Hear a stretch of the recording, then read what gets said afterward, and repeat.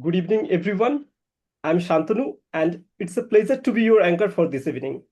I warmly invite all of you to today's session on 16th of May 2026, organized by Talking Films Online. For those joining us for the first time, I would like to briefly introduce you the platform. Talking Films Online is an online initiative founded and led by Professor Nikhila and Dr. Geeta Vishwanath. What began 5 years ago as their vision has grown into a vibrant place dedicated to preserving human connection through cinema. The platform thrives on the supports of interns, volunteers, and the many filmmakers and scholars who have joined us over the years. We meet every Saturday at 9 p.m. Indian Standard Time. Members are encouraged to watch and reflect on the selected film at their own pace before coming together for a collective discussion. Over time, we have had the privilege of engaging with several eminent personalities from the world of cinema. At its core, Talking Films Online is a space that celebrates critical engagement with film, whether through its narrative, visual techniques, music, or its intersection with literature, society, and culture across genre, languages, and regions. In addition to our weekly discussions, we organize a short filmmaking competition and an in person international seminar every year.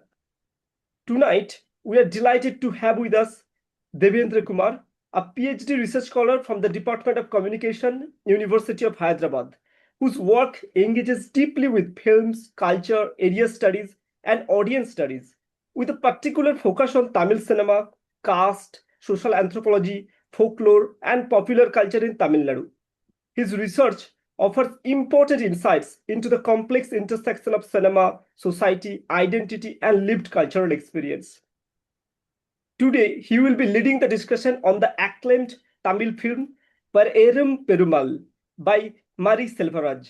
This film was released in 2018, and still, this powerful work continues to generate significant conversation around caste, human dignity, education, and social justice in contemporary Indian cinema. Without taking any more time, I now invite our speaker to begin today's session. The stage is yours, sir. Thank you. Thank you, Shantanu, for this introduction. And thanks for this platform, Talking Films Online, and Professor Nikhila and Professor Geeta for this opportunity.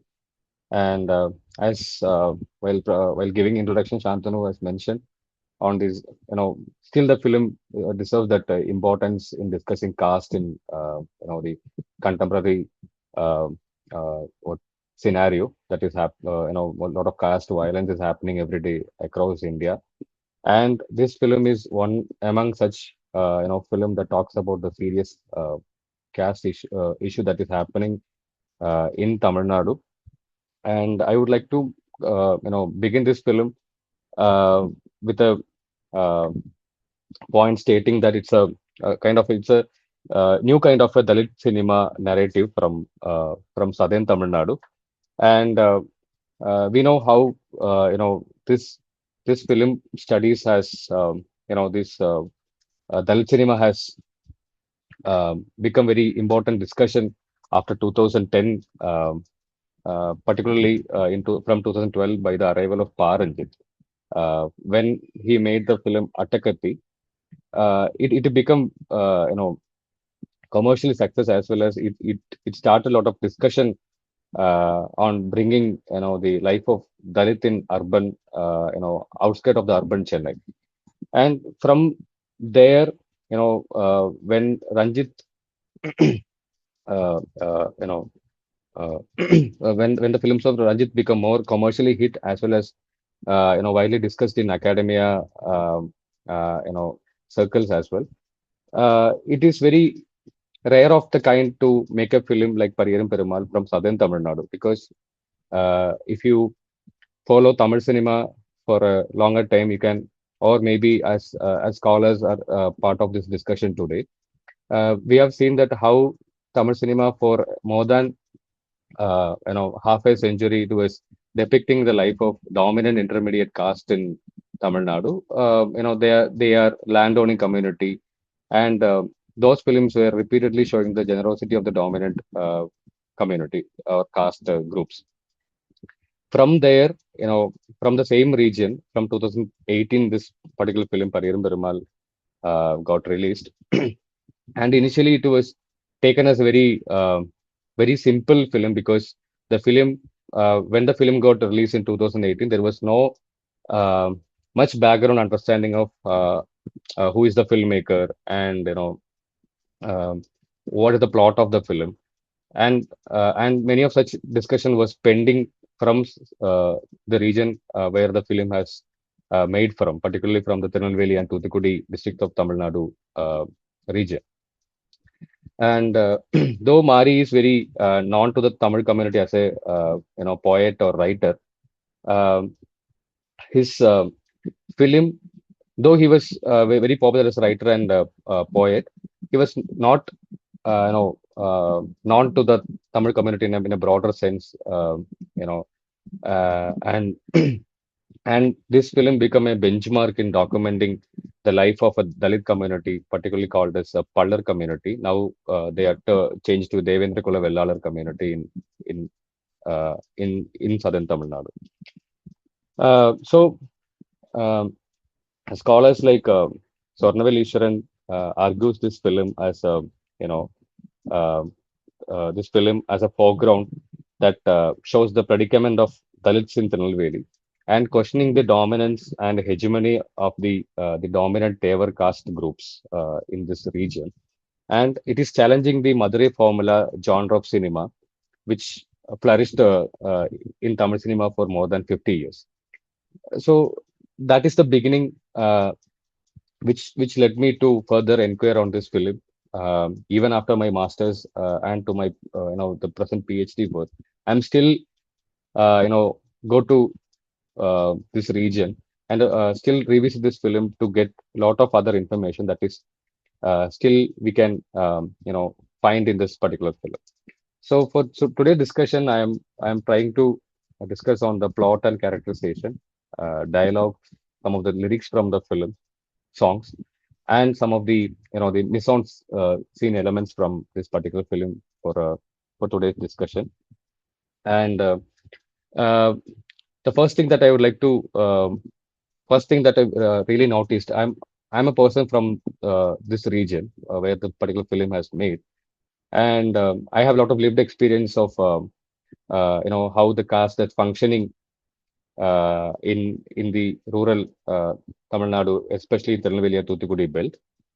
And when I watched the film, I could easily understand how the film makes a differentiation between the village and the colony. Where the dominant caste lives, where the place where the dominant caste lives, and the place where the Dalit communities are forced to live in a very excluded area from the village boundary.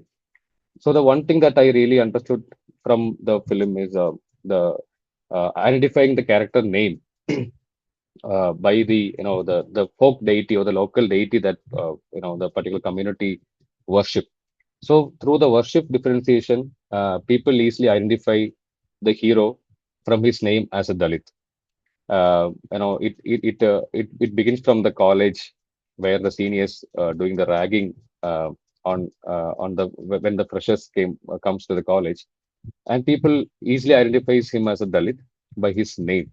So that is very normal practice um, in southern Tamil Nadu region, and and this by the name of the deity Pariyerum Perumal, it shows that if you check some of the folklore text in Tamil, we can identify that these deities are considered as the guardian deities or the the tutelary deities, and as they are being regularly worshipped by the Dalit community, they are considered as very, what to say, lesser gods, or a god with very inferior weapons. So these are the way that scholars like um, uh, Rajavat and the Periyasamy, they try to argue. And village name and the language slang that the hero speaks becoming a caste indicators in the film that you know uh, So the Tirunelveli region itself has a lot of slang differences in while they speak. So people easily identify where the hero comes from by the slang he speaks in classroom with the his peer groups. So the hero come from the Puliyangulam village of Tirunelveli district, and they easily identify that from the language he speak, and it easily gives a message that where the hero come from, what community he belongs to. This film also explicitly shown how the practice of double Tamil system is still existing in Tamil Nadu villages, and in multiple scenes you can easily see that you know the Dalit community people are given tea or coffee in a different glass, where the dominant communities are given tea in a the glass the steel tumblers. So this you can see from the lot of scenes where the grandfather character of the protagonist got beaten by the police station, and they will discuss about what to pursue after his you know uh, s- uh, his school time. Then he wanted Pariyerum Perumal, the protagonist, to study to pursue law. Uh, so in that time, you can see that the scene where you can identify that those groups will be given tea in a different glass. Where in a scene in the same scene, you can identify that there will be other the steel tumblers that you can identify. And in the in a the his father used to uh, perform the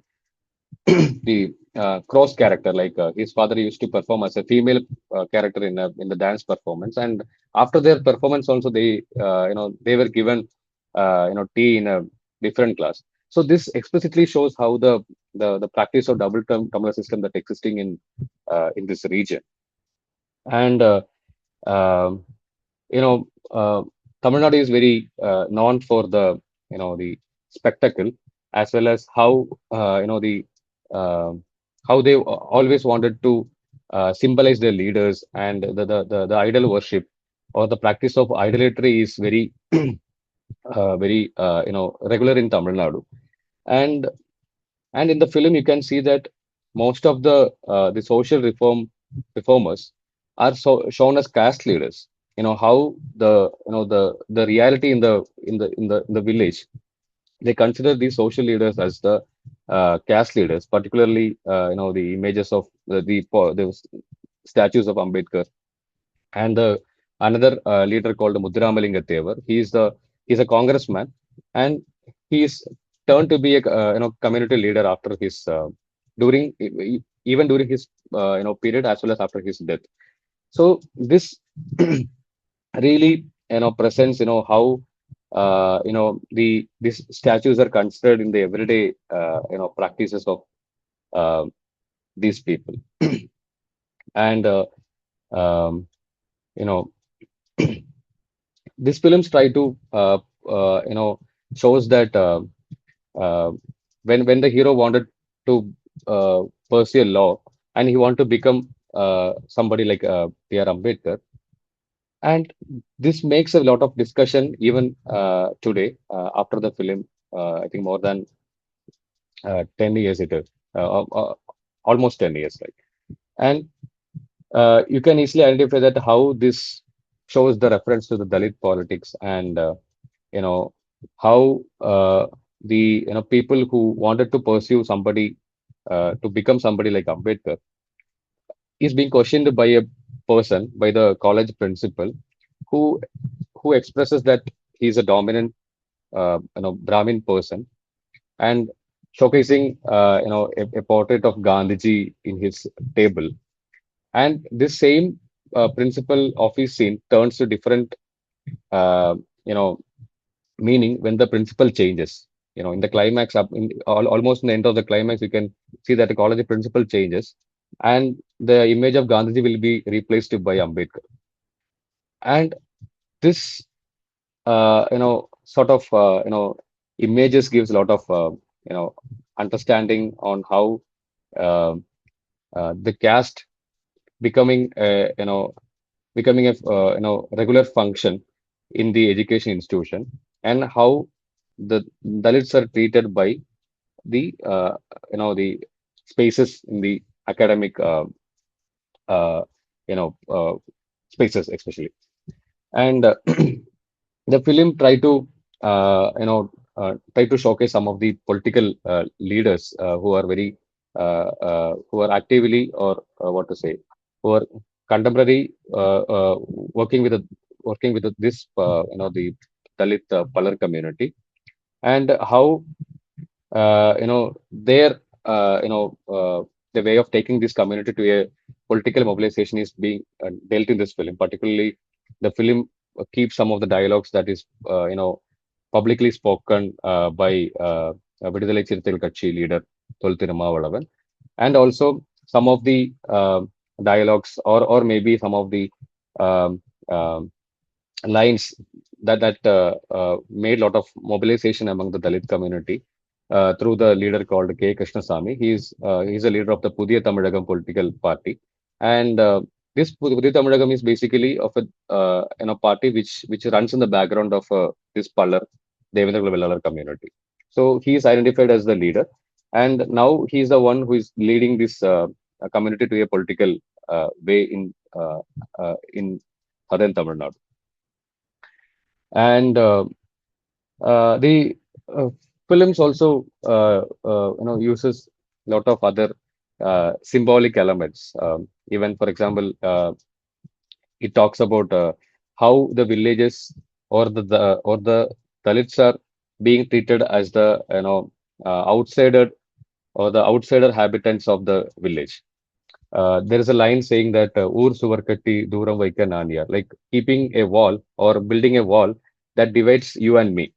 So now, still in Tamil Nadu, you can see, and recent there was a documentary released by the DW Asia. It shows that in Coimbatore, there is a wall that divides the Dalits and non-Dalits. So there is a discrimination wall that is still dividing the people. So the film that really works with the everyday nuances of how the caste that is functioning within the people, and through the lyrics, as Mari himself as a poet, he wrote a lot of the songs in the particular film, and his other film as well. So he tried to bring all these elements in through the film lyrics. Uh, uh, for that, one as an example I told, like how the wall becoming uh, you know uh, uh, becoming a dividing factor between the Dalits and non-Dalits, and and the film trying to showcase the dominant Tevar community, and not as very explicitly presenting them as the Tevar caste, but it showed Tevar caste through various other symbolic elements. Like uh, in the beginning of the film, you can see that while the Pariyan and his friends um, sitting in a pond, and they bathe their dogs, and they sing songs, and they used to enjoy. By the time a group of people uh, from the other side used to come, and they keeps this mashet and silambam. Silambam is a stick which used to fight, or it is considered as a martial art. So these symbols or these elements are considered as a symbol that the dominant Tevar community explicitly present to show their masculinity or their martial power. They themselves considered as the martial community of this, or a martial clan of this region. That is the in the last 50 years of this Madurai genre cinema has built it in among the people, or in the minds of the people. So this martial treatment of the community is shown through showcasing that sickle and the martial art with the sticks are connected with the imaginary construction of the Tevar caste, and this imagination becoming a part of that land or the region. And for that, scholars like Rajan Gure Krishnan, he argues the imaginary geographies, Madurai or the southern belt as the imaginary geographies of the Tevar community. It shows the Tevas as the a distinct entity that shows the martial pride and martial power as their identity that they um, uh, you know uh, um, that they try to establish over the Dalit community. So these things that the film try to bring that thing, and also we also know that how Tamil communities are really attached with the cine politics thing. The same way that caste and cinema is also much related. And um and when there's a scene when Pariyan travels in a bus and he comes back from the college. A group of the higher caste thugs, they try to forcefully attack the protagonist. That time when he enters the village through a plantain farm, there'll be a group of people, they enjoying or dancing for a song, and that song's becoming a marker of a power of that particular community people, because they are large in numbers than the people who try to attack the hero. And the songs, the particular song from the film Alayosai, and it goes with a particular line. Alayos is a 1985 film, and it is starred by actor Vijay Kant. And that film, the particular line goes like, you have slashed our backs for long, giving us innumerable pain. You will receive it back in leaps and bounds. That is our payback. And we are the people of Nandan, and we will take over your throne. That's the translation of that particular lyrics. And these songs for a long period, for more than 3 decades, becoming an anthem of this particular Palar community. Why? Because after the lyrics of the Tevar Magan film in 1992, the song Potri Padadi Ponne from the film Tevar Magan becoming an anthem for the Tevar community. This community tries to bring this particular song where it is presenting some sort of assertion to the dominant caste, saying that we will, give back something to you as what you have treated ill-treated for a for generation. So here the songs becoming the indicator, or the what to say, becoming a uh, identification to distinct the region where this community belongs to. And this is again related to my the recent fieldwork I did for my PhD.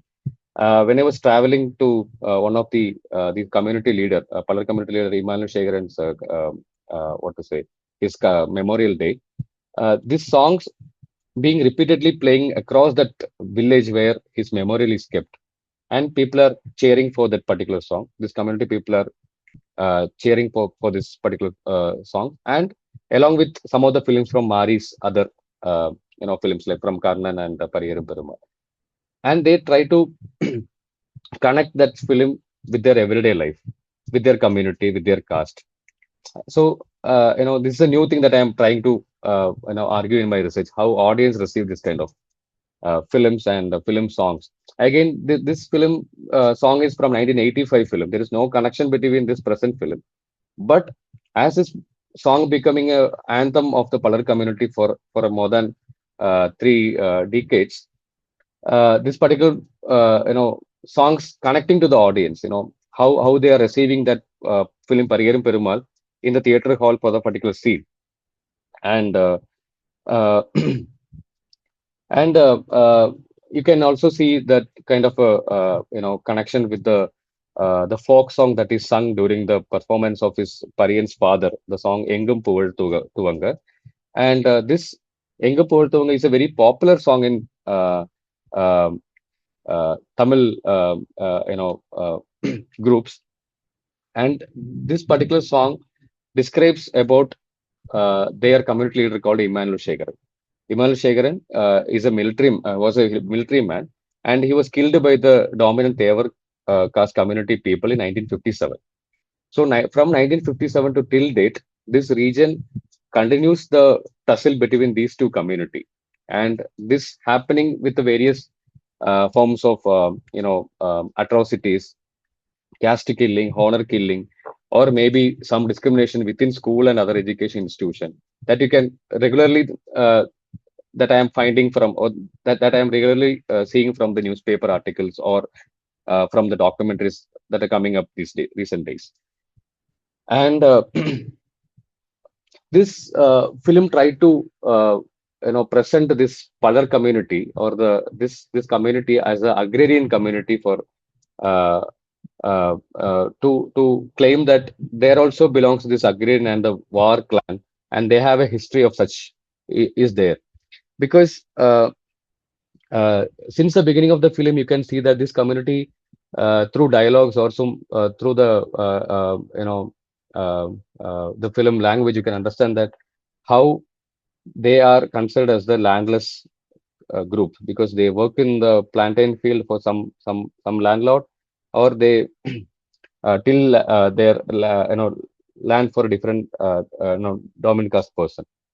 So uh, historically, these Pallas are expert in agriculture, and these are the erased history that been not been told in Tamil cinema for longer time, and Mari trying to put that into the main discussion. In that scene, in the initial scene you can see a bird eye view shot from the when the dominant caste people comes.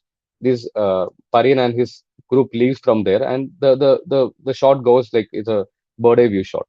In that you can see that the many of the characters they discuss themselves, saying that uh, what to do, we don't have land, we have only the empty stomachs. So through this dialogue it shows that their land has been taken by the dominant caste, and now they're working under their instruction.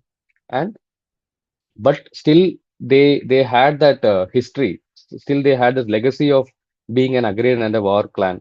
They have that history for that.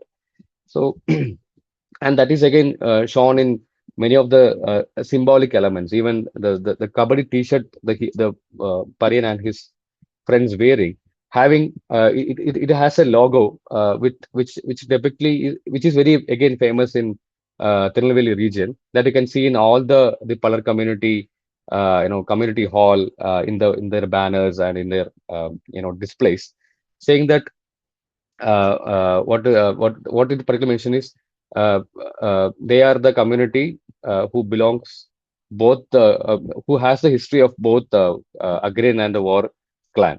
So this symbolic thing again communicating such a deeper meaning with the audience to understand the what the particular film trying to say. And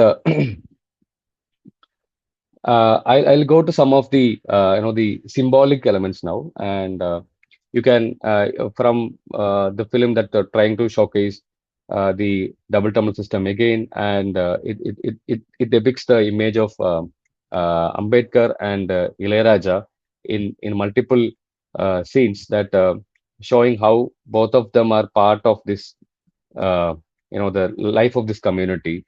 And a very important thing that I understood from this particular film is uh, the wristband that the hero, I mean, the brother character of the hero and the brother character of the heroine, they wears. Most of the recent caste atrocities that is happening in educational institution are based on this wristband. It's basically a thread of two or three colors that's giving a meaning to a different community, that is symbolizing a different community. So in this film's context, they are using red and green to depict the color community. That is in reality also that's the same color that the community is using. And for the dominant caste, they are using the red and yellow that you can see in film, uh, which is showing that how the power or the discrimination or the what to say the hierarchy that is kept among the students is being easily we can identify through the wristbands. And recently there was a committee which was formed, not recently, it is 2024, by the Tamil Nadu government under Justice Chandru. And in that, they give very more priority to study on how the wristbands are functioning within school and other education institution, and how they can control that among the students. So this is very important that the film brought to the discussion. uh, uh, in the reality how it is functioning. Uh, Very important aspect I also understood from the film is the film tried to historicize many real incidents that broke in the period of 1990s across Tamil Nadu. One among is the Manjolai massacre that happened in Tirunelveli, where around 18 people were killed during the police atrocity, and that you can easily identify in a scene where this protagonist pasted a poster commemorating the martyrs of the Manjolai killing over the image of Kalaignar Karunanidhi, the previous chief minister of Tamil Nadu.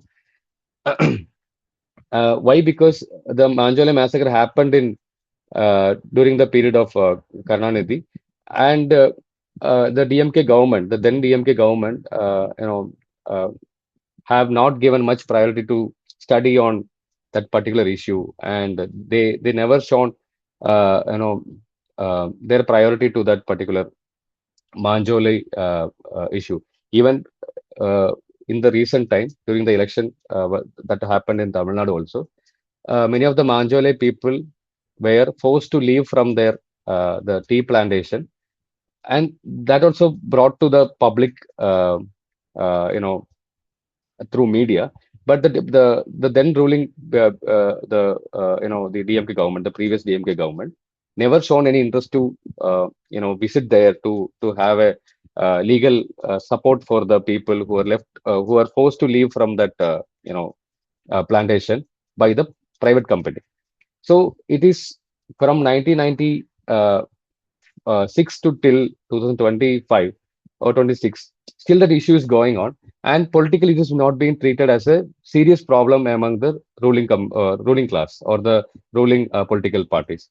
So this film clearly depicts that incident through a poster, as well as there was another scene where this protagonist will be bathing in the infamous Tamarabarani river, and a policeman with a stick used to trying to beat that protagonist.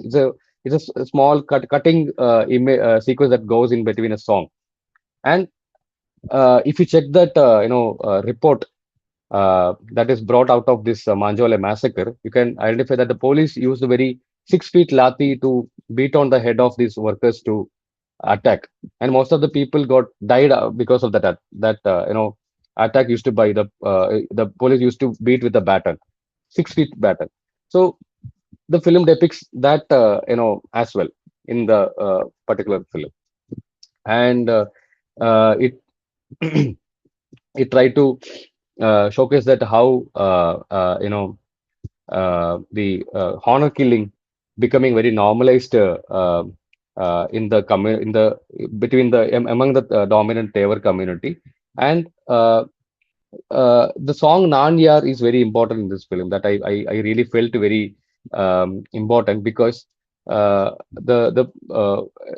discussion on Manjole, the discussion on the honor killing of Ilavarasan, who was killed by the dominant caste in 2013. He was killed, and he was thrown. He was thrown near the railway track, and it is made as an accident. And media also reported like that. So the film also in the song sequence of Nanya, you can see that there'll be a guy who is kept near the railway track, and that gives a clear image of how Ilavarasan honor killing of Ilavarasan is treated by the media, and the image that given to the public. And the caste symbolism and how that is working with the student community, apart from this wristband, is also shown with the posters that the students are trying to paste during the welcoming the freshers.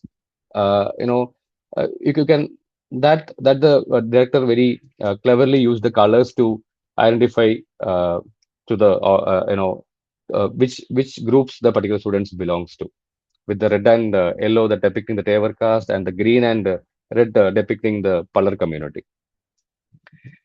And and the film shows one sequence where the protagonist going and sitting over a very old temple chariot that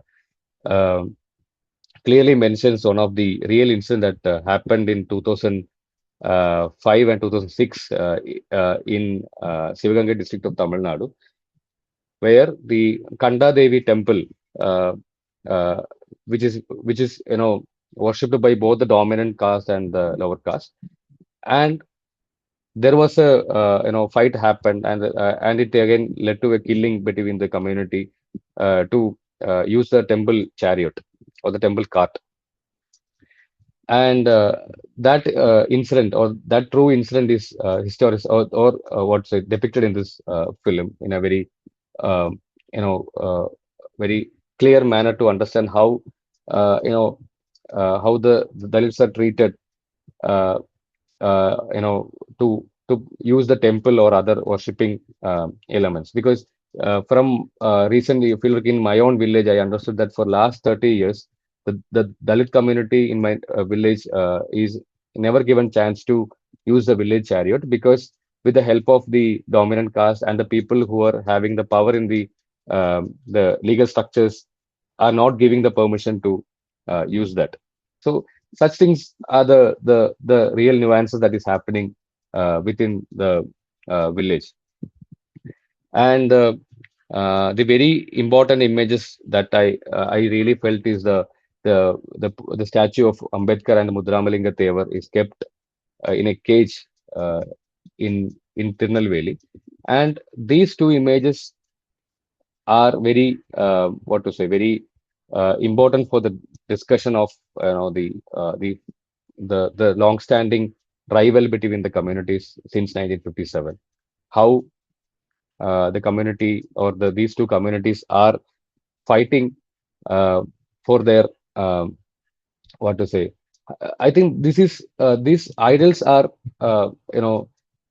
bringing a lot of violence and the tussles within the um villages among the students in the school, because these idolatry is always there. Is it's like a what I would like to call it is it's a embodied practice for them, because the way that they wear t-shirt having also will have a image of these community leaders. This again bringing violence to the um, bringing violence among the people. So what I try to understand from this particular film is, though the film is having other elements like the usage of opari. Opari is a lamenting song that is used to or the performed during any death uh, rituals. So these films trying to show that how honor killing is working, in the everyday life of the people. And you can see that there's a scene where a grandfather character, he pushed that a college student from the bus from a commuter bus uh, to the road, and it is again made it as an accident that uh, he got killed as in an accident. But it's a very real attempt of killing um, you know a, a Dalit student in Tirunelveli in 2007. So though the film clearly mentioned the year that the film is happening in 2005, it tried to bring many of the incident, the real incident that happened across southern Tamil Nadu to uh, to the film narrative. It's like what I feel is like historicizing the incident to the film narrative. And and so when the very surprising factor for me after my master's looking at the same film and doing my PhD now, when the film got released in 2018, there was no much discussion that happened for a year. And in the sense of looking very deeply on the film narrative, on the symbolic aspect, and later on, many scholars started writing on this. And from the very next film of Mari, it is turned to be a what to say a community-based film. These kind of films started giving a title under the Dalit cinema genre, and the uh, as I'm currently studying the reception of these kind of films, giving a different understanding of how the film Karnan is received after 2 years of this particular film. When I watched the film in 2018, this is received as a very very normal film because this film didn't give any prior information about what the film particularly trying to what the community the particular film is trying to present in the film narrative, or what is the political theme that a particular film is presenting. But within 2 years of this particular film, people try to understand who is Mari Selvaraj, what is his background, what sort of film he tries to make, and they are expecting such a different film from Mari. When I went to watch the his second film after Pariyerum Perumal, that's Asuran, and that I was surprised to see that people are celebrating that film as a caste film. Like they are bringing their community flag to the theater hall, and they are cheering for the moment when the film is giving a counter attack on the dominant caste, or a kind of a dialogues where this assertion element comes. So, uh, so as I'm currently I'm studying on the reception elements. These elements are used in the everyday life of the people in their wedding hall, in their leaders commemoration day or any memorial day, in a different context, what the film doesn't want to be. So these nuances that we need to take forward to understand how cinema and cast are embedded together, and how it is giving a different meaning when it confronts. Uh, it is again having what the scholars have already articulated on the politics and cinema. Like it is having a uh, what to say symbiotic relationship, the same way that cast and cinema are also working. And with this, I am stopping here. We can have a discussion on this. I hope I presented well. Thank you so much, Devendra, for your insightful discussion. You have critically discussed the aspect of Tamil society, politics, and the cultural sphere, and situate this particular cinema Perumal in terms of this broader aspect of the society, and particularly your emphasis on the subtext, and you mentioned and cross-referenced, give the reference to other films that has the meta narrative level that is significance. So that's really elaborate the history, the larger history of the Tamil society and the politics, and that's significantly gives us understanding of the Tamil cinema, those who have never introduced or who has already understood, they have a better understanding of it. So thank you so much for that. Now I will open this floor for the our invitees and the participants and the guests. So I will invite Professor uh, Gita Vishwanath. So she will start. Yeah. Thank you so much, Shantanu. Thank you, Devender. I thought it was an excellent introduction to the film, especially all the nuances of the way caste operates at the very local village level. That is something, and it was very informative for me as well. It was something I was not aware of, especially about the wristbands that you spoke about. All of this was really very interesting for me. What I liked about the way the narrative is built is there are certain very sharp ironies in the film. For instance, the story could have been written with Pariyan joining maybe a medical college or an engineering college, but he's aspiring to be a lawyer. He goes to a law college for that. And a law college, I mean, law is a symbol of constitutional modernity, And it is in the law college that he's going to learn the language of justice.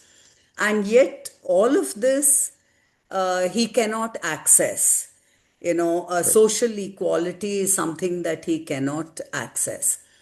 And it also brings in the question, the hegemony of English language.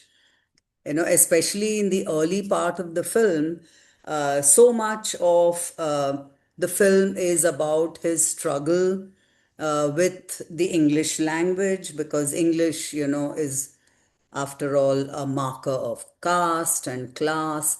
And it's also used as a tool of exclusion. And another thing that I thought was the symbol of the train. Right. Train is a symbol. It's a major symbol of mobility and aspiration. And in this film, it also is something that is, ominous, something that is dangerous. And this the train is something that is always in a state of transit. And if you look at the way the narrative has built Pariyan's character arc also, he's also in a way in transit, whether it is in his social attempt, in his attempt to gain social mobility, then even psychologically.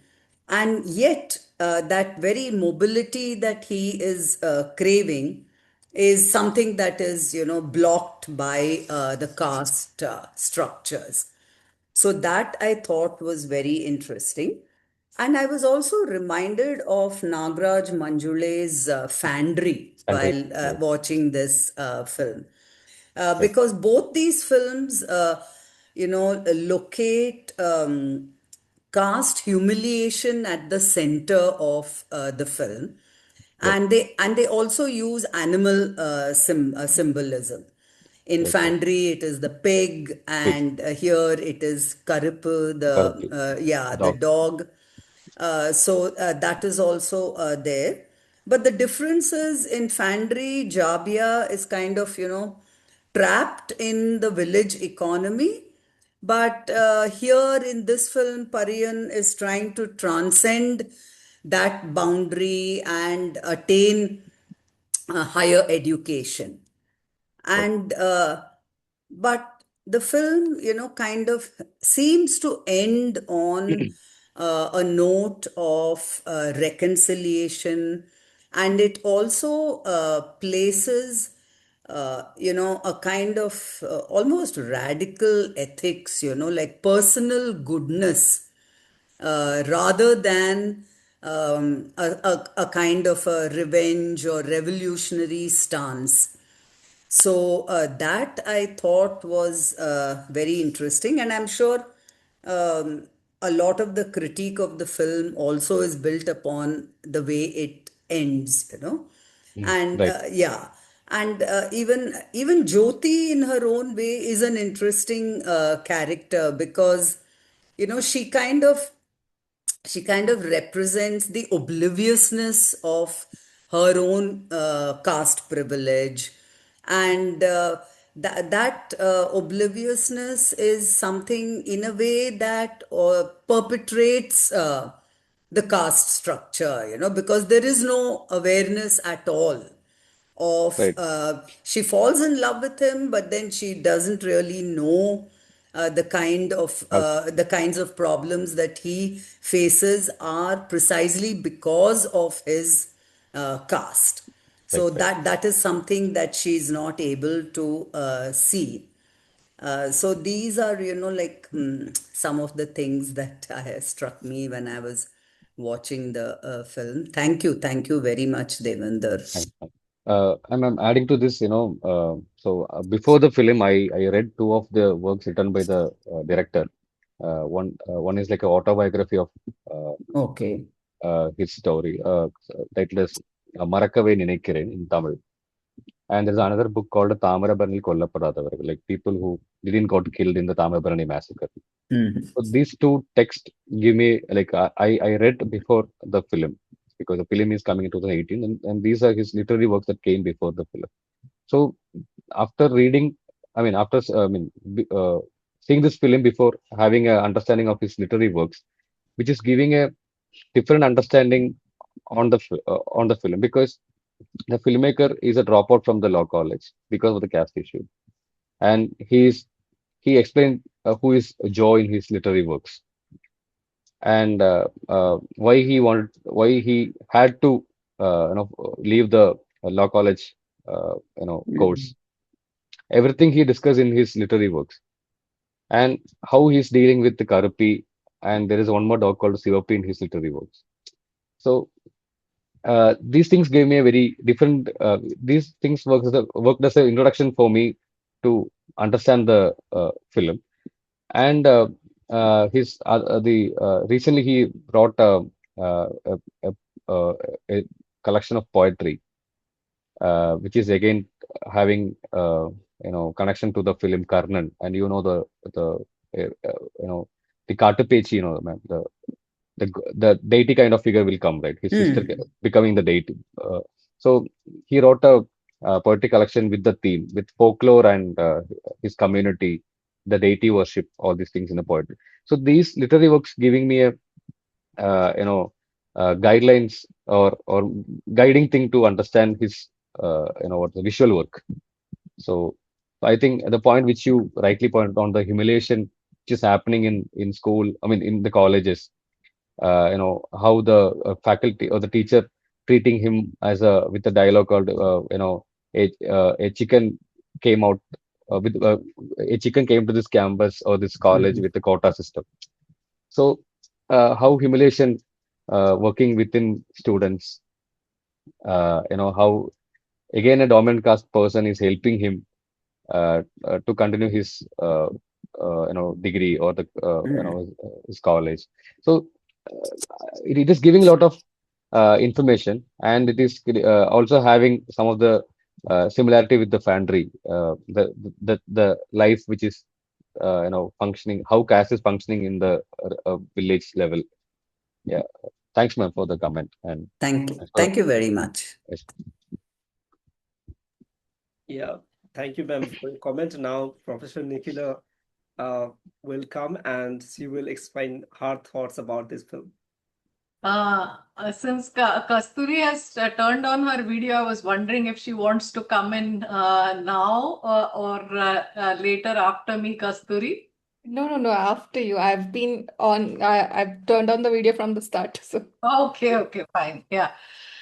So thanks very much, Devendra, for the wonderful and very insightful introduction to the film. I had watched this film for something I had been working on, in the past a year or so. I was looking at caste and gender in cinema. And I put together a small corpus of films where we see intercaste love. So Pariyerum Perumal was part of that, corpus of films. And one of the things that one of my preliminary observations, when I was looking at this corpus, one of the observations I made is that in films where the female student, so basically I was looking at intercaste love in a campus setting, in college setting. So in films where the female student is from a higher or dominant or privileged caste, whatever, however you conceptualize it, caste, I'm saying, is the structuring principle of the romantic love in the sense that it manifests as a desire for otherness. Something that we see in this film as well, a kind of empathy with the male others, a monumental struggle. So Geeta was talking about her obliviousness. It's an empathy for clearly the other, a world and a kind of a person whom she's whom she has never seen before. Tenderness towards him coming from the way he's treated by others on account of his low caste or social position. And often it kind of arranges itself against males of her own caste. Like, for instance, Joe's, turning against her cousin while favoring, Pariyan. I was thinking about it more in terms of this, that and often, we see when the girl is from the higher caste, she eschews or invites the male, into her world of privileges and so on. I was thinking of this film, like in Kalluri, for instance, the other Tamil film where I don't know if the boys' caste is mentioned. Unlike you, I mean, I'm not an insider. I don't know how to kind of read the specific markers of the caste, but clearly there is a very big difference between the Brahmin girl and the boy. So I was just thinking about it. I was wondering what your thoughts were. In films like this, where I mean, caste becomes invisible. I mean, what are the conditions of visibility? So when the boy is of an upper caste and the girl is not so, caste may be quite invisible, maybe invisibilized. But certainly, so I feel that in situations like this, where particularly the girl is from a higher caste, it becomes very important to name the lower caste. And it's not just enough to say that he is of a lower class, but it is, important to name the caste. So it was in that context that I was thinking of this film. And also, of course, in the context of English, how, Tarakeshwar is here. We did a project called Rethinking the Crisis in English Studies, many, many years ago. So where we looked at, caste and the question of English. So, and that question is so central to this film.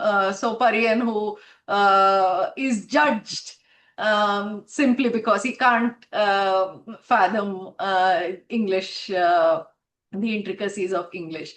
So yeah, so these were the two contexts in which I had thought about, the film. So just was wondering what you have to say about it. But thanks for a great discussion, Devendra. Yeah, over to you. Thank you, ma'am. And relating to that the film Kalluri, I also felt some of there was a series of films that made by the filmmaker Muttaiya, who was making a countering narrative to the Dalit cinema that started coming from 2012. He started his career in 2012, and he made a lot of film with the Tevar as the central plot, or the Tevar hero will be the central character. And I felt many films like the film like Sundara Pandian. You can see uh, Shashi Kumar is the leading, I think, the hero, and the female protagonist is she'll be a school student. Then later she goes to college, and there the filmmaker like Muttaya started doing something like the same cast people making romance in school, like the love story from school to college. And there are many other films, like if you check the film called Vanilla Kabaddi Kuru, and there also you can see, a dominant caste girl, wanted to marry a Dalit or a lower caste guy who is a Kabaddi player. So this, apart from village, the film also goes to urban setting, but the same story is repeatedly told with the theme of caste, like the film Kadal in from I think 2004. So these uh, stories there that line is very similar, but how they're placing the character and which background they come from is very important. And I felt the films of this Muthaiya is giving a lot of problematic meaning to the people in Tamil Nadu because uh, he he wanted even when I was checking a lot of his interviews, which is available in online platforms, he's clearly mentioned that this the dominant men caste men patriarchy should be there to control a women. So that is he's repeatedly saying in all his interviews, from his very first film to his latest film. He's clearly mentioning that. So there was there was a line he mentioned and that had become very controversial discussion in Tamil Nadu. He said that he never give any modern dress to his heroine. He only give Davani. So the way that he treats the female protagonist also very the way that we need to think. Still, they want to make something like the heroine that comes in Subramaniapuram film, and he's giving credits to the director Bharadaraja, saying that he's the one who inspired him to come to this film making. And we can at least we can understand that okay, somewhere Bharadaraja tried to critique caste again, the community which he belongs to through some of his films. But the film that this Muttaya, the director, is making regularly, I think every year one of his film is coming. I think last two is not any such film. But I'm using his film for my PhD. So I watched all his films. I can trace the similarity, how he's portraying the female protagonist and the love story. So I think this study on caste need to be look into that context, how the gender is also working. Yes, ma'am. The other Tamil film that was part of my corpus is Adutha Sattai, I think. Yeah. Thank you, Professor Nikhila, for your wonderful question on caste, society, and gender in this aspect to the social setting, especially to the college and the university setting. So now we will be going to Kosturi, who will be saying our remark. Please go ahead, Kosturi. Thank you, Shantanu. First of all, Dev, I'm awed at the levels of understanding you've given us. And especially since you know it inside out, I wanted to know whether Kabaddi and the dog portrayed also have some meaning, because in Bison also, in I think many other caste-based movies, Kabaddi keeps coming up. And even the dog in Mamanan, even though the dog comes as part of the upper caste, uh, this thing, in here as Karpi, and it's the same breed of dog also that they've used. And in Mamanan, even though the dog shows power, I've also Fahad's character also beats up the dog. So I don't know what the dog symbolizes or Kabaddi symbolizes. Do you have any take on it? Yeah. So one thing with relate to the regional setting, these dogs is the local breed of that place. I think people even from other southern states, even from people from Kerala, they go to uh, the Tirunelveli and other places to buy this breed. And this is basically used for hunting. Hmm. Especially these dogs having very long nose, and they used for hunting the rabbit, which really disturb the paddy field.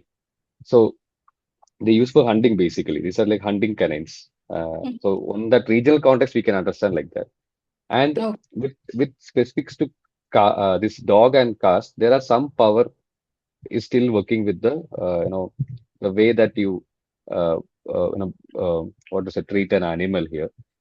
Um, I can share one example that one excerpt from my interview, saying that they used to put belt for the dogs, right? Basically, belt. So when it comes to the dominant caste, they what to say, they braid the belt by themselves with a color that denote their caste. Okay. And whenever they are seeing a different color belt with a, I mean, a dog with a different color comes, they don't allow it to the village. So the boundary is again set for animals. So the Okay. film, again, the film is opening saying that caste is treating both the animal and a human in a similar way, right? Like Hmm. they want to attack and kill basically. That's what the Karipi got killed. Hmm. So when he spoke to Mari in 2020, Hmm. he told that why I asked that why you want to kill the dog in the very opening scene. Hmm. He told that I want to uh, uh, break the softness in the mind of the people. I want to Okay. open with the uh, very rough message Hmm. saying that this is the reality. Then Hmm. you see the what the next coming scenes trying to convey. So this is the Hmm. reality, and I'll show the backstory. What Hmm. is the other things that? Yes, ma'am. I think Professor Geeta ma'am mentions the Rajapalayam breed. Yeah. So this is very specific to the region. Hmm. And Kabaddi, I think Kasturi, I think while we were discussing on, I also mentioned uh, Kabaddi is very common sport in this region, and Okay. this also carry a lot of image with the caste. If you check what bison and in where during my field work, I have also watched some of the Kabaddi that the competition that is happening as part of village temple festivals and all. So they clearly, the banners clearly mention that don't bring community name in the t-shirt jersey. Hmm. And in the rolling trophy which they give for the team, should not have any community name in that. And if Hmm. you check in Bison, you can see all the community leaders' image will be in the background. There'll Hmm. be VO Chidambaram Pillai will be there. So the Pillai community used to organize the Kabaddi match. Hmm. There will be an image with the DMK with a MGR image. So some political parties also used to organize this Kabaddi. Same Hmm. way, community people organize Kabaddi matches here. So Kabaddi is as in the the rural life. Kabaddi is the common sport there, but Okay. caste elements it's very visibly comes to Kabaddi. Okay. But it's Uh, because the region generally takes up Kabaddi as a sport. yes, yeah. Kabaddi and volleyball is very common, and across the field work I did in the 5 districts I did. These Hmm. things are very because through the banners, I think some of the event that happened a 6 month back, I can see that posters which they pasted in the village, the bus stand, waiting shed. So all Hmm. these places, I found that okay, these are the regular sports that people engage with, Hmm. and I think there is one scholar called Stalin Rajangam. He wrote an essay on how Kabaddi and caste is connected. I think it is published in Tamil. Possibly, I can tell you what the essay exactly says. Okay. And because recently he mentioned when I was taking one of his like interview for my research, so he told that I think it is published. Let me check it and I'll let you Okay. know. Sure. And uh, and in when I wrote a the commentary essay on the Chandru Committee report in EPW also, I mentioned about how the sport events becoming an arena for caste. Hmm. Uh, if you want, you can just read I think almost the conclusion part. I have mentioned that also. How Okay. Kabaddi and volleyball matches becoming an arena for caste as well in villages, and how Hmm. that is trying to bring the inbound caste self for the youngsters to Hmm. further indulge in their own caste.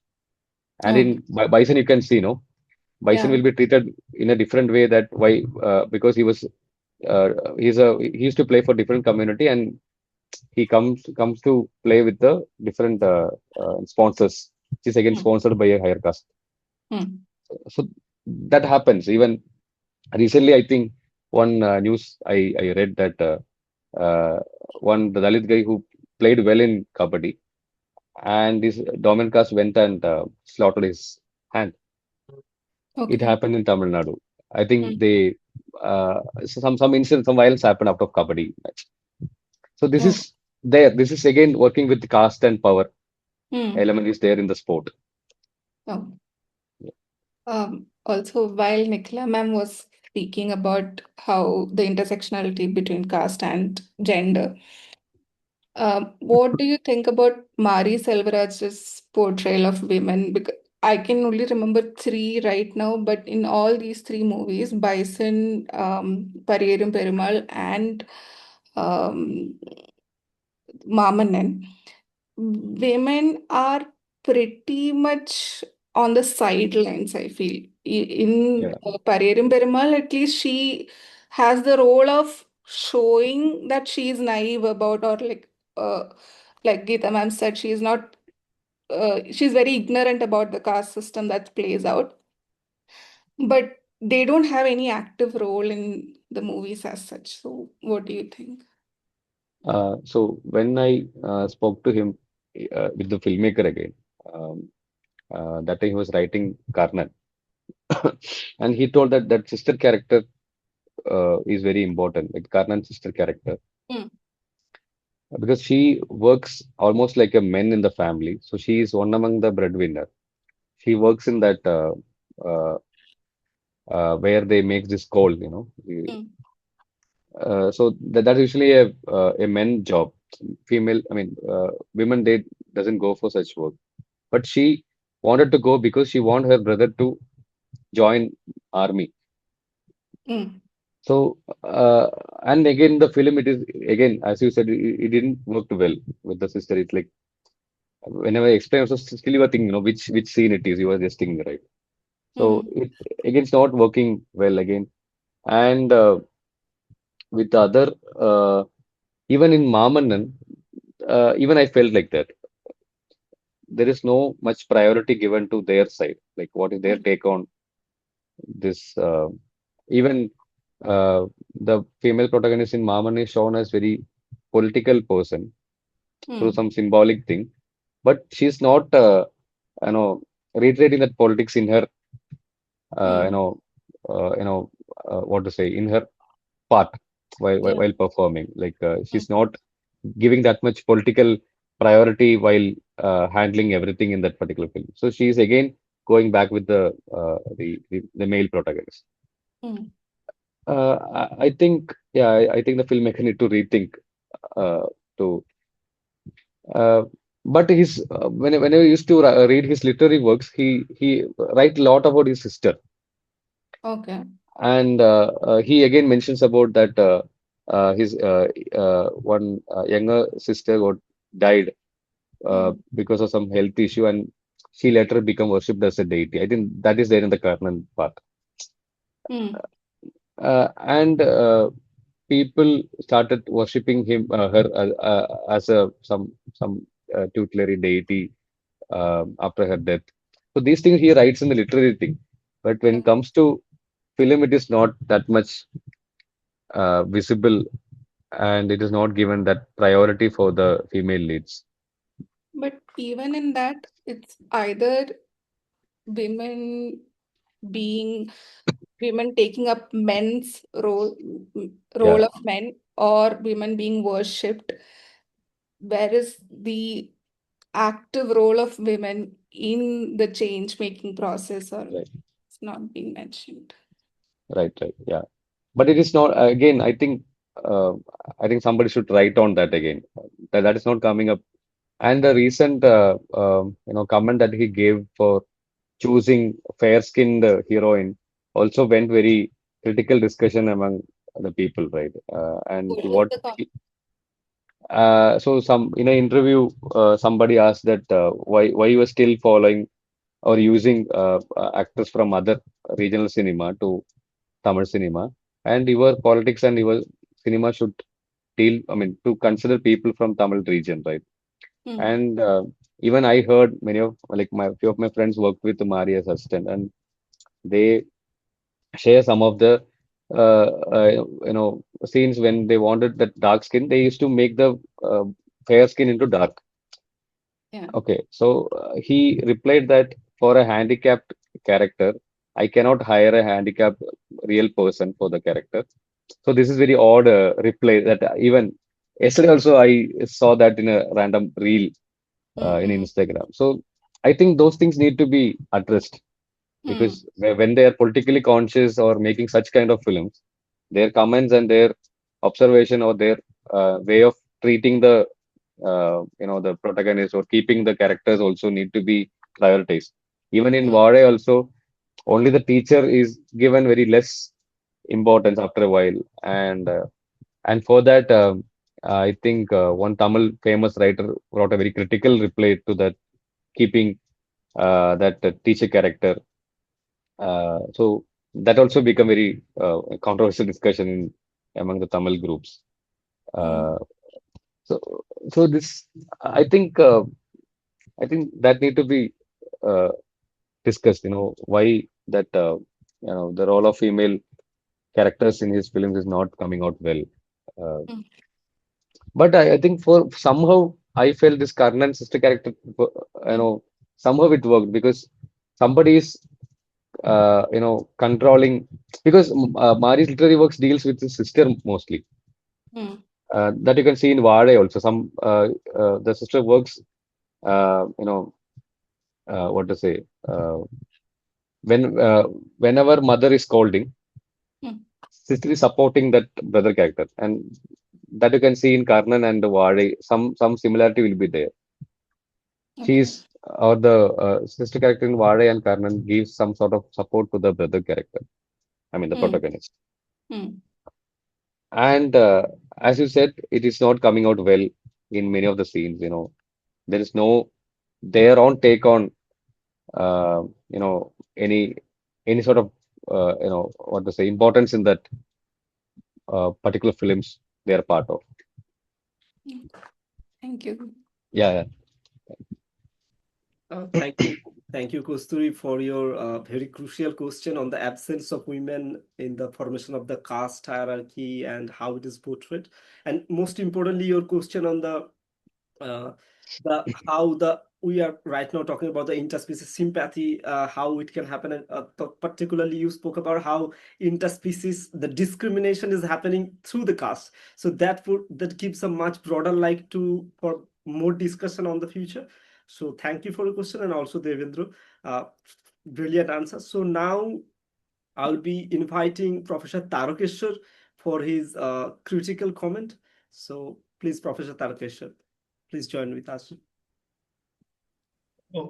The discussion was interesting. I would have waited for some more time.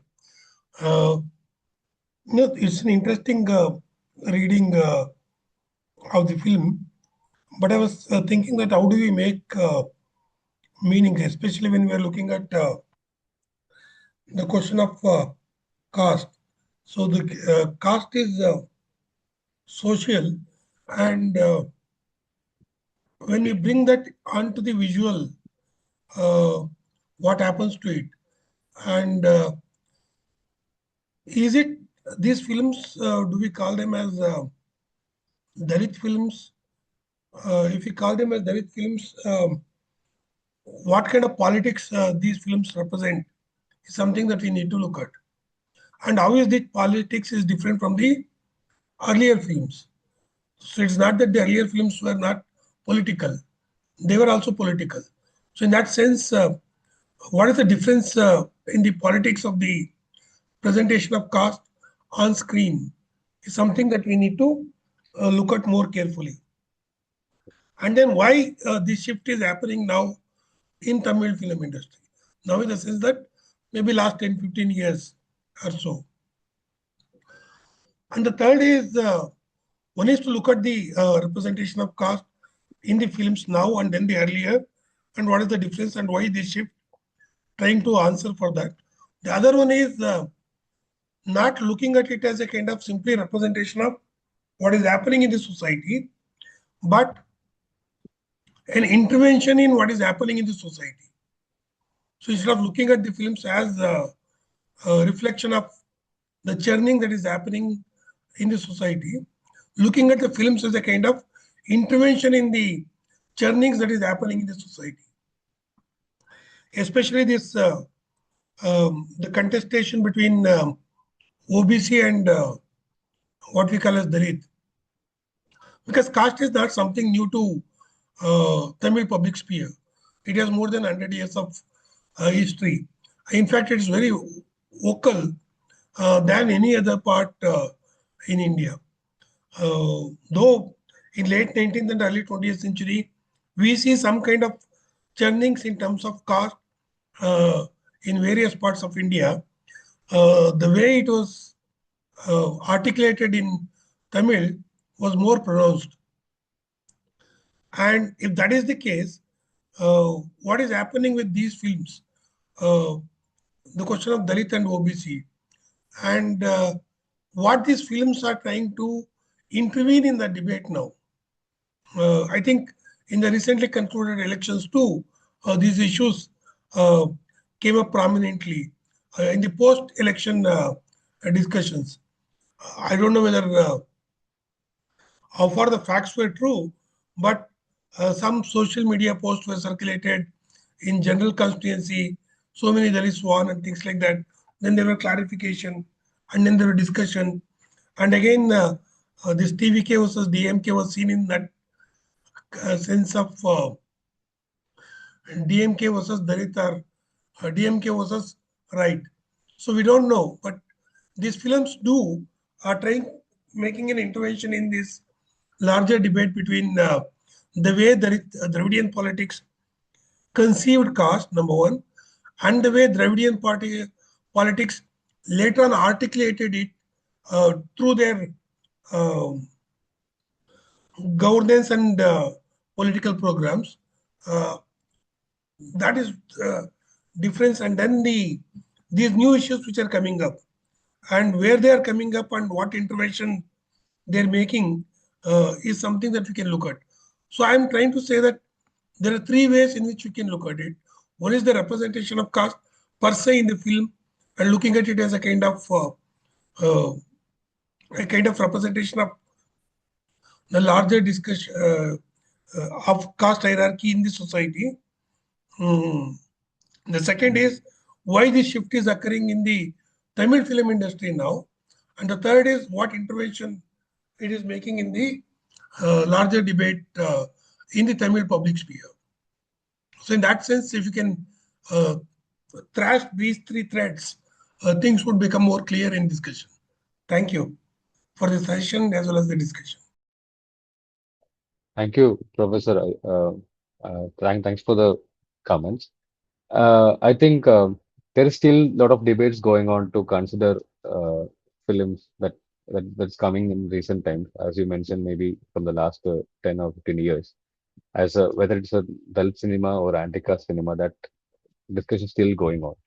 And some of the recent essays that published in South Asia Review also giving some of the understanding on that angle. On recent essay by Sri Govind Bharaturaj, also clearly discuss on uh, which genre we should consider as Dalit cinema and which can be the anti-caste cinema.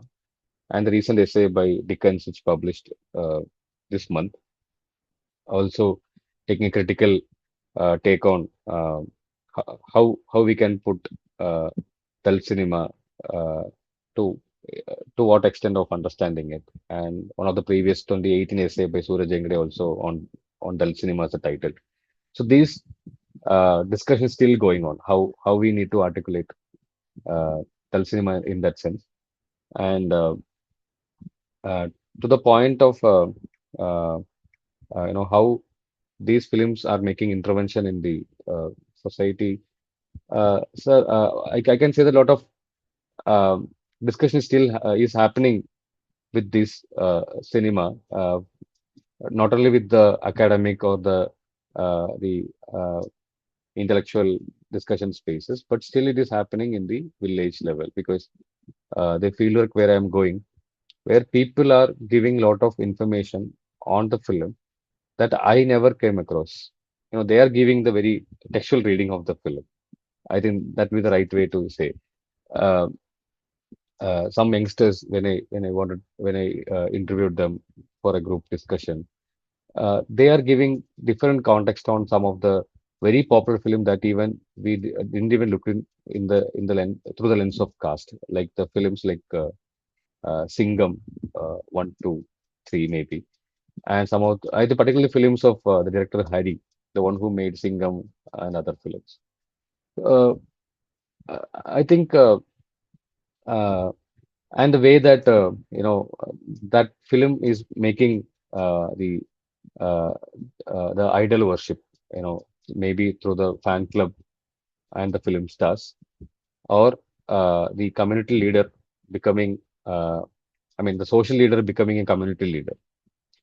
For example, you know, uh, the previous chief minister Kamaraj is now considered as a leader of the Nadar community by many of the people, and some of the film text is also uh, giving such an image through the uh, cinema narrative. So this this is very actively working in the Tamil society, and and I can say that there is two side of taking cinema is working. One side, people are going with the critical reading, and other side, people are going with the idea of celebrating cinema with the lens of their own cast. So that is working in that, and the arrival of this narrative uh, has given many what to say uh, discussion, as well as given uh, uh, you know the strength to make such kind of film. For example, we have seen, or maybe through academic writing also we have read that for the last 50 years of Tamil cinema is filled with caste dominated stories, like the dominant caste, where we have seen the feudal uh, lord, I mean the stories of the feudal communities, and how they treat women, how they question the chastity of a woman, all these things. But the intervention that Ranjit made in 2012 is very important to make a phenomenal shift in Tamil cinema, and I that is explicitly there. And before Ranjit also there are many films.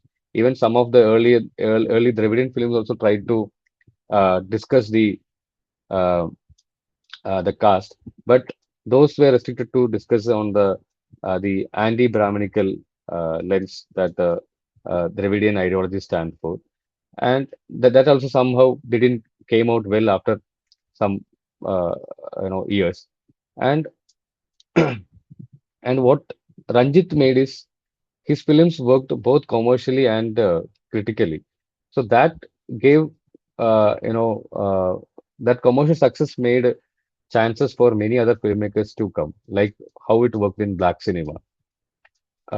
When Spike Lee's film, and before that there were a lot of independent production companies making cinema from the life of African American uh, story, where the white dominated people were giving very different narrative on the black people.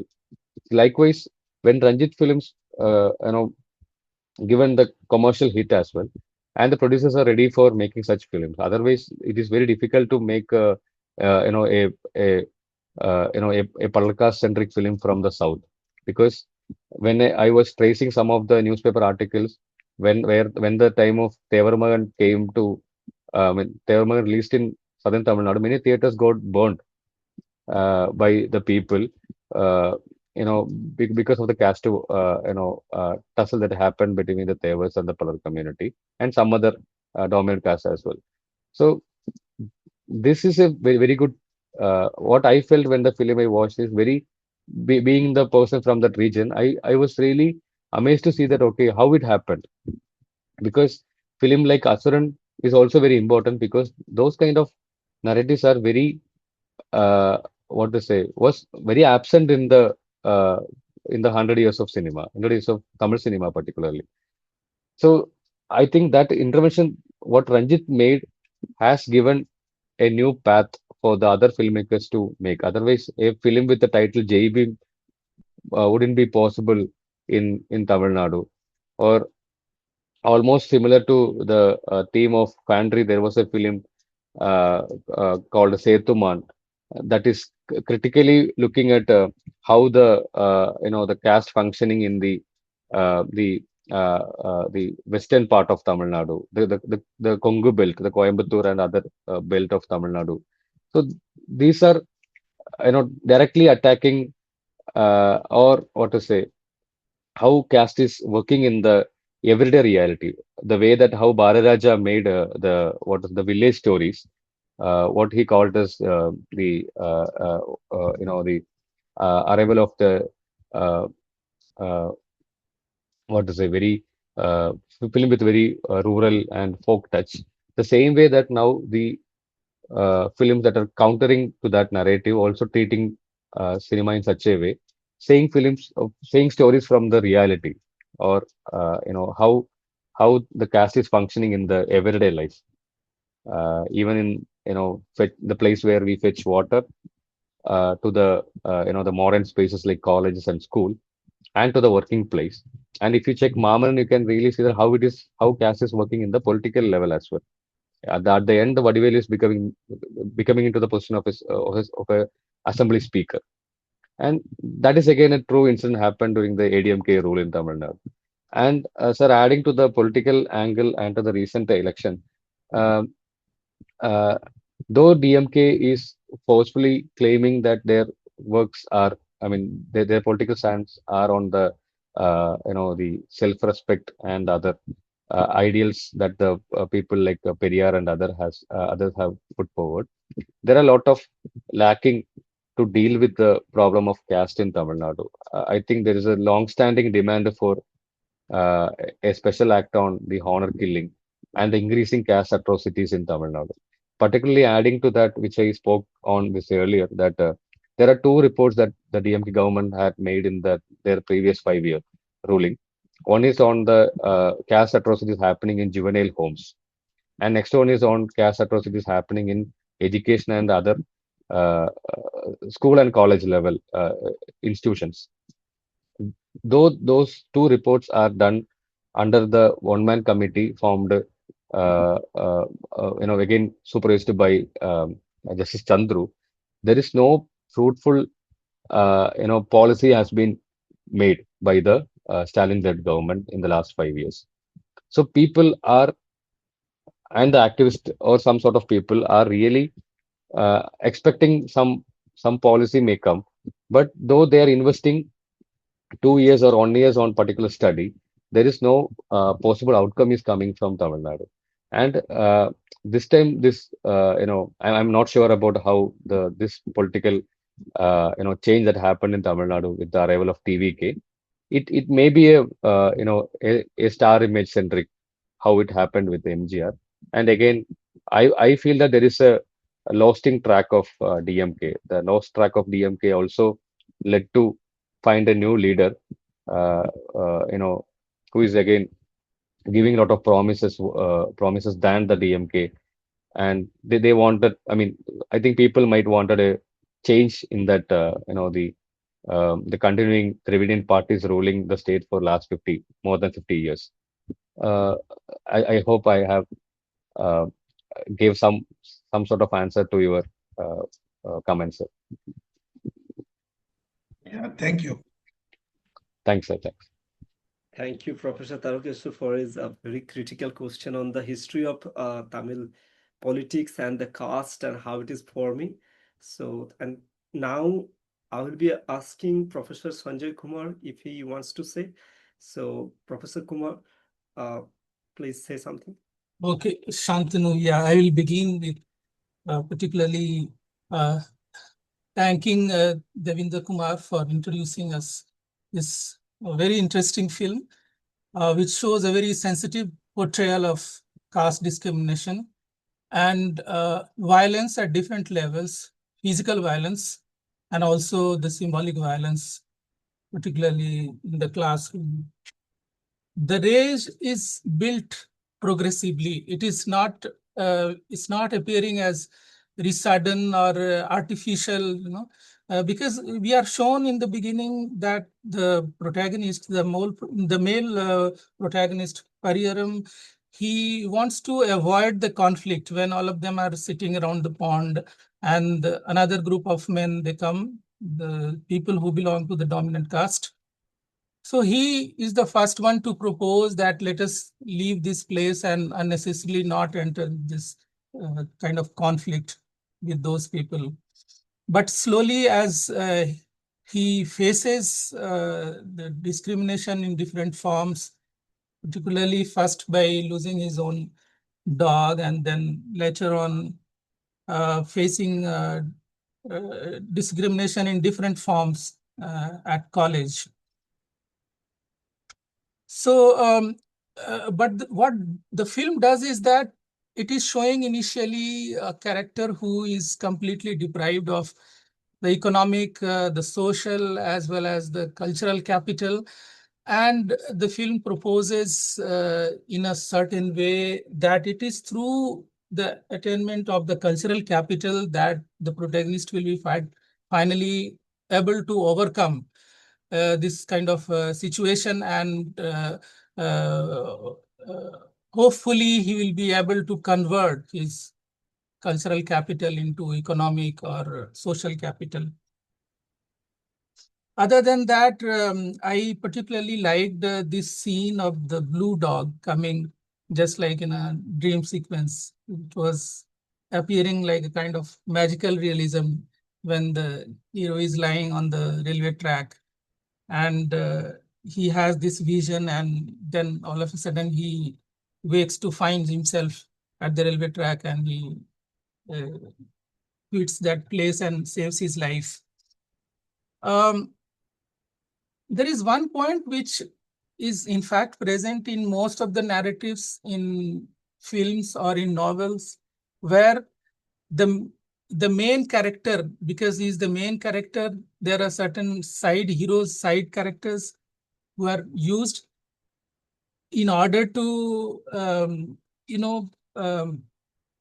accentuate the dominance or in some way the heroism of the protagonist.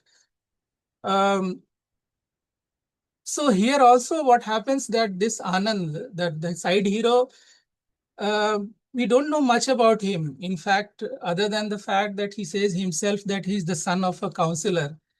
What do we know? It is towards the middle of the film, we are told that he belongs to the dominant caste. Initially, we don't know. We assume probably he belongs to the same caste. We don't know. So, and what is his role? I mean, we just see him, first of all, as a comic relief and as supporting the male protagonist, and then functioning as a close confidant of the male protagonist. But other than that, the narrative doesn't focus much on his life. We don't know where he lives, who are there in his family, and uh, we don't know even whether he finally passes or not, as he announces the result of his friend that he passed in English 2 papers. So finally, what happens to him? Somewhere the narrative drops him even before the film ends. So this is, I don't know, maybe something which troubles me, but it happens in any film where there is one hero. The whole story centers around one hero. So on this altar of the hero, the side hero is sacrificed. So he's sidelined. This also happens in this film. So I had this observation, just minor observations. Thank you. In lieu of the line of the Professor Kumar question, I would like to add one particular thing that was on my mind, that uh, uh, I think that there was a particular mention one time that his friend was saying that, did I ever say you about the caste? We can assume that he might be from the upper caste, not the counselor's son, his friend. So I was wondering, that might be. And also the idea of friendship, and in terms of the caste, how it is like play the role in terms of the Tamil public sphere. This is, I just want to add, so if you just a bit elaborate on this, like how it's like we have seen part of the things that is within the romantic relationship and how these things are unfolding, but at the same time, as per the friendship level, does it impact also the casteist, like the caste hierarchy and the formation in with the question of the Professor Kumar? Thank you. Um, yeah, to both of you. I like when I was presenting my research progress in department. Uh, so one of my batchmate, he added again, he gave a suggestion to look into the side characters at what Professor Sanjay Kumar mentioned. Uh, so this happens with all the, if you check all the dominant caste centric cinema in Tamil, you can find a sidekick character with very the what to say, I can say that very with a very less macho-ness or not that much good looking appeal as like the protagonist. There will be a sidekick character in all the dominant cast film. Uh, uh, in that the sidekick person will be from a Dalit community. That is very usual part of all the dominant cast cinema that you can identify in many of the films in Tamil. And here it is reversed in Pariyerum Perumal. That's what I felt when my friend commented on that when I went back to some of the dominant cast cinema.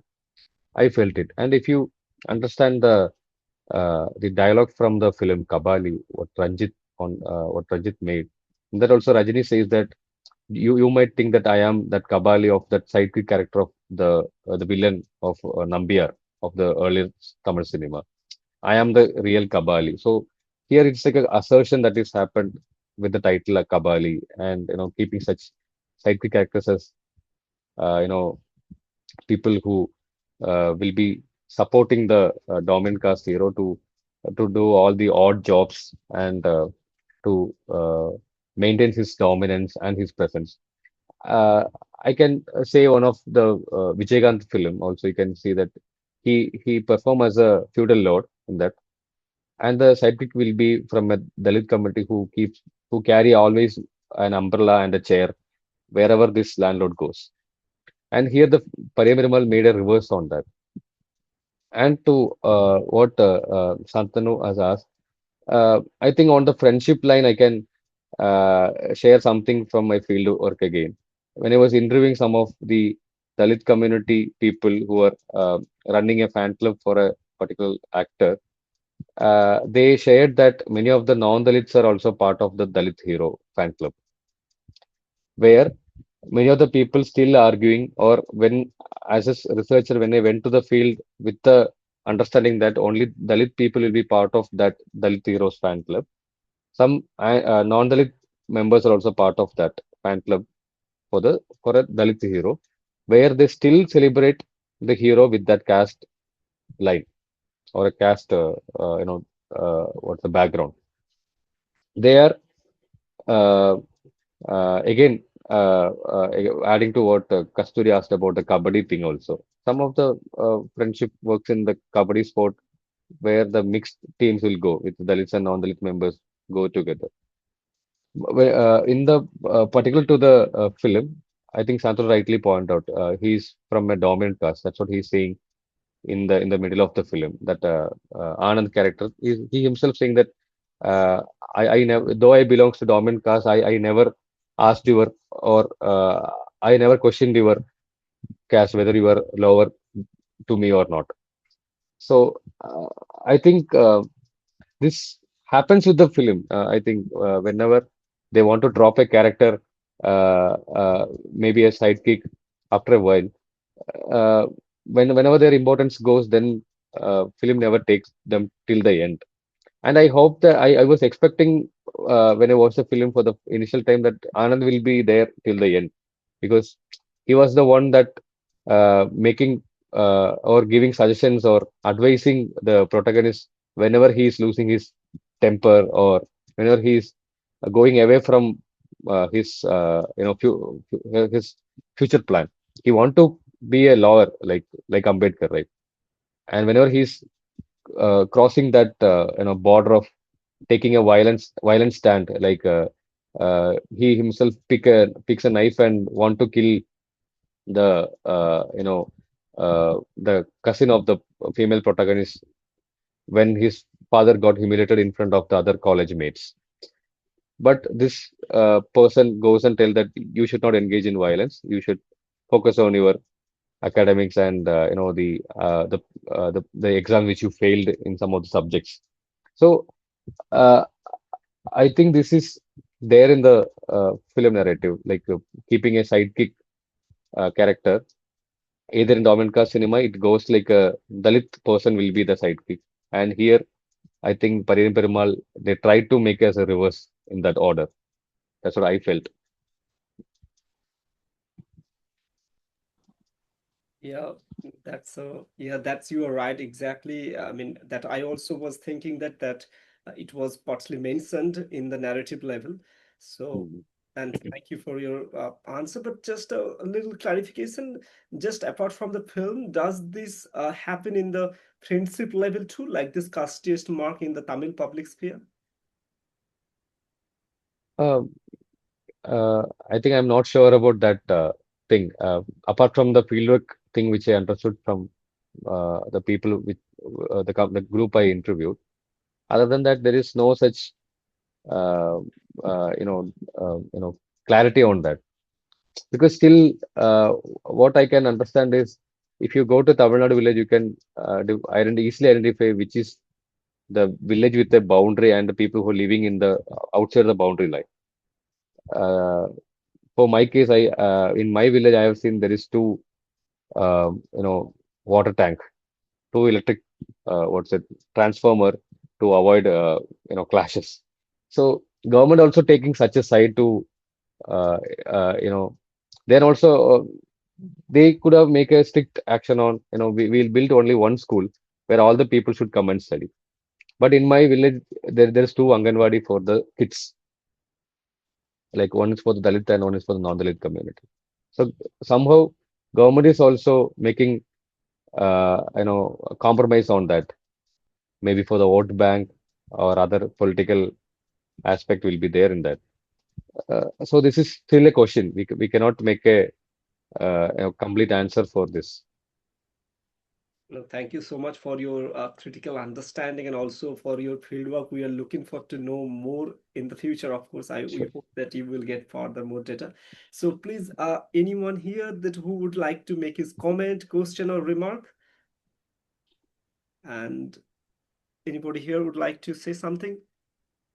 And apart from the, please raise their hand or could say something.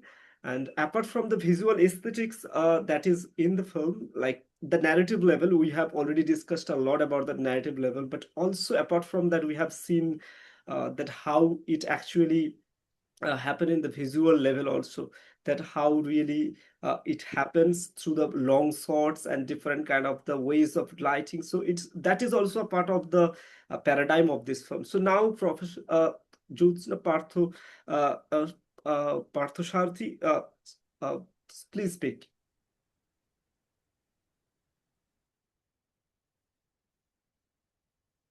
So hello everyone. I hope I'm audible. Yes, yes. Okay. I have very few observations on the film. So when I watched the film, I couldn't help but get reminded of the recent case that happened in Tamil Nadu last year. The honor killing that happened in the same Tirunelveli district when a a person called Kavin was killed by the by his lover's brother for the same intercaste relationship and marriage problem. So this movie was way ahead of this. This movie came 7 years before this incident, and it hit me hard when I noticed that it's still happening, very much happening, and there are so many relevance. It belongs to the same same Tirunelveli district because Kavin also belonged to the same Tirunelveli district, and this movie is also based in and around Tirunelveli and Thoothukudi. So, and also there are few dialogues that really hit me hard, especially this dialogue when the Maestri says, when they approaches him to for giving him to ask him to kill Pariyerum Perumal. He says that um, வீட்டு பொண்ணுக்காக உசுர் எடுக்கிறது வந்து குலதெய்வத்துக்கு நான் செய்யறதா நினைச்சிட்டு இருக்கேன், which translates to I believe that murdering someone or taking the life of someone uh, for the girl or for the daughter of the family, especially if it concerns the caste, it's equivalent to the servitude that I do for my family deity or my generational or my um, for my family deity. And I was like, how can people in the obsession of caste can bring to justify their inhuman activity, they can bring God into it. Like, how can they justify by bringing the God into it? I was like, okay, then the UA cannot take the movie as merely as a film, because that resonates a lot even now, because people are still doing it with no fear of the law. And that is very much evident in the very next dialogue. The Maestri says that after once I get done with this, get done with murdering Pariyerum Perumal, you come and get me out with bail. That really clearly says how legal system is right now, or it has been always. That clearly says why Pariyerum Perumal wanted to become a lawyer in the first place, because the law as an institution, it in itself is very taken for granted by these people who are very much obsessed with their caste. See, these are the two observations that I made, that I saw, or that I observed when I watched the film again. Because when I watched it, when I was a very little girl, so I couldn't for the first time. I couldn't understand most of it, but right now, when I watched it, it really hit me harder, because it's still happening in Tamil Nadu. So that was the observation that I was able to come up with. Thank you. Sadar, can I reply to George? Huh? Yes, please. I mean, Yeah.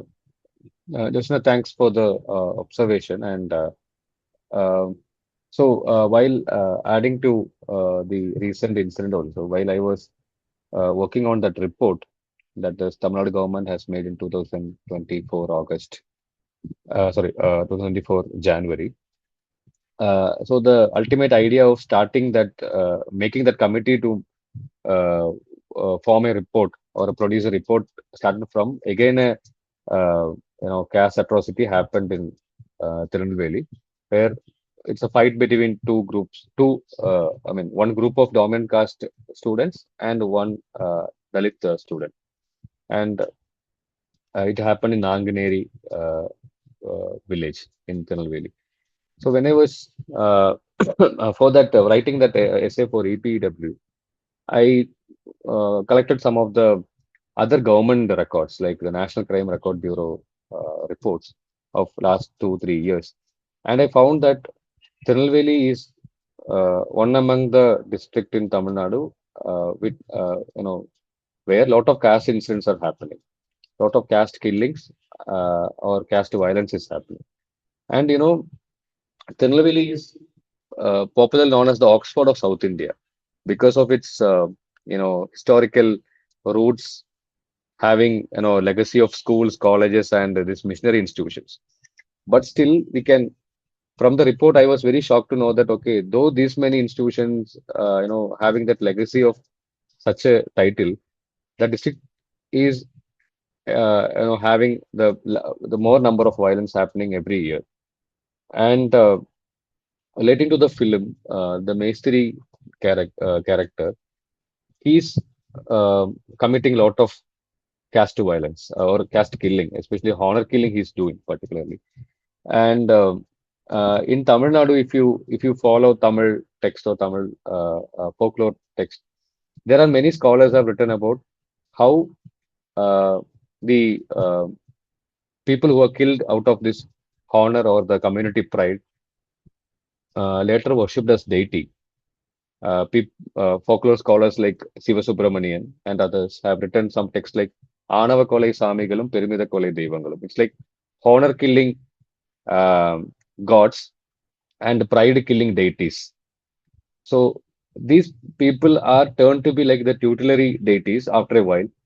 Uh, uh, After killing their own daughter, their own son, who wanted to have an intercaste marriage or having affair with intercaste person. So this is very common, and these kind of things that you can easily understand from the films like um recent two films of Vinod. Vinod, I think he made a Kudangal, Pebbles, and the another film he made with Suri and Annaben. I forgot the title.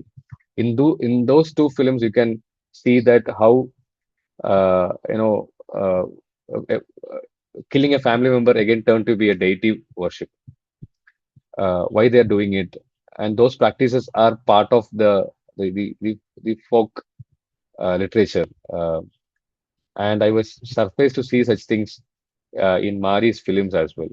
If you check Varai, due to an accident, many of the family members or village members die in that accident, and later they turns to worship, worshipped as deities of that particular village. If you watch the film, you can connect that. So these things that Mari also trying to bring into the film. And adding to what Josna has observed, uh, you know, the Mesri character again, uh, you know, uh, leaves a girl by shaving her hair, saying that now she will not go to, have an affair or love with a different caste guy because it's a initial warning to that girl, like shaving off her hair is the first initial warning. Then later it leads to killing. And this is the way that the society is really functioning. These are the wild side of caste, and how people are practicing very severely on that caste pride lines is very important. And very interestingly, the film tried to bring such elements or bring such discussion through the film.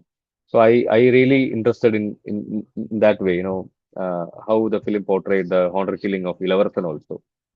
It's a real the media photograph the same way that the film also portrayed the shot, the how the shot is arranged also the same way that the image that is popularly available in the media outlets, uh, and also uh, honor killing. And there's a line also it goes in Tamil in that song, like Pooku Maramengum Tookil Tongum Nanyar, like the why I am getting killed in that flowering trees, because they kills and they make it as an accident or a suicide.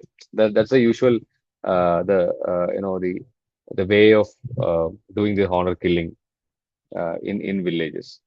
Uh, Thanks, Josna, for this observation. And I think it is very important to discuss the point that you have raised. Thank you, Jyotsna, for your crucial question, especially uh, in the remarks of the honor killing and the political idea, political violence, how it is happening in terms of the caste, and also thanks to Devendra for his insightful remarks. So, is there anyone who would like to make his or her last comment? Maybe this would be I'm running out of the time, so this would be our last question. Is there anyone? I hope there isn't anyone. If no one is there, I would just want to add a few things. Yes, please, sir. The Joseph's question that even now it is happening. I was wondering about it. I think it even now assumes that it was happening earlier. And when we say earlier, what was this earlier? And then Devendra's answer to that, there are a lot of folk deities who are actually product of this quote-unquote honor killings Right. is quite interesting. Because my assumption is that what we today call as honor or dishonor killing or quote-unquote, whatever you want to call it, is happening only now.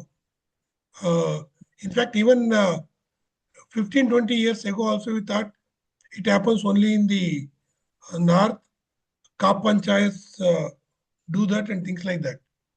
But increasingly it is happening in Tamil Nadu, Andhra, even in Karnataka, there are several cases that have been reported. Right, sir. So it is happening now because there's an entry of certain communities which were kept out of modern institutions. When they're coming into the modern institutions, you are not able to digest it. That those people who are working in our field now are sitting with us in the modern institutions. That loss of privilege, and when the upper caste women and the Dalit men, they come to terms with each other in these modern spaces, and the kind of chemistry that happens between them, that is also very difficult to digest. So it is actually happening now. And if it has happened earlier, that I would say in a pre-modern era. And what is the difference between that kind of killings which have happened earlier and the kind of killings that are happening now? That needs to be looked at. So what happened in the last 100 years is there was a certain kind of nationalist, both anti-colonial nationalism as well as uh, linguistic nationalism, which temporarily set aside these differences which existed earlier, but now somehow they are coming back in a major way now, with questioning of those ideas that existed at one point of time, that is 100 years ago. Though it looks like this, what I would call as quote unquote pre-modern, postmodern tendencies align themselves with pre-modern, but there is also a difference that we need to look at more carefully between the pre-modern way of uh, ensuring the borders of the communities, and then the ensuring the borders of the communities intact now. That we should not forget, I think. Thank you. Thank you, Professor, for your insightful answer. As always, uh, he always gives a very critical comments and for his critical remarks. Thank you, Professor Tarakishra. And I hope there isn't any question anymore. Is there anyone, please, the last question? I don't think so. So this is the end for today. So I want to thank you, our guest Deivendra Kumar, for such a thoughtful and enriching session. And thank you to everyone who joined us this evening and contributed to the discussion. Pariyerum Perumal remains a deeply significant film in contemporary Indian cinema, and today's conversation helped us engage with it in many layers, from caste to social reality to folklore, public sphere, culture, and cinematic expression. On behalf of Talking Films Online, we extend our sincere gratitude to Deivendra Kumar for taking the time to be with us and share these valuable insights. And we hope to see you all of you again next Saturday at 9 p.m. Indian Standard Time for another engaging session. Until then, please take care and keep the conversation alive. Good night, everyone. Thank you, Shantanu and Professor Thank Nikhila and you. Professor Geeta Vishnath, and to the Thank team. you. Yeah, it's a very good. I mean, it's a good opportunity for me to talk on films, and I think the team is regularly doing this kind of series of talk on films. I think Yes. it's very very important. Anyway, this platform we are using it for any great discussions. Thank you, ma'am. Join Thanks, us when Shantanu. you have time. Thank you. Do join us, Devendra, when you have time, I'm saying. Yes, So sure, sure, ma'am. every Yes. Saturday we meet at the same time. 9 p.m. Join Yes, ma'am. us. Thanks. Sure, ma'am. Okay, good night. Okay, Good okay, night. good night. Thank you. Thank Thank you. you Thank you very all. much.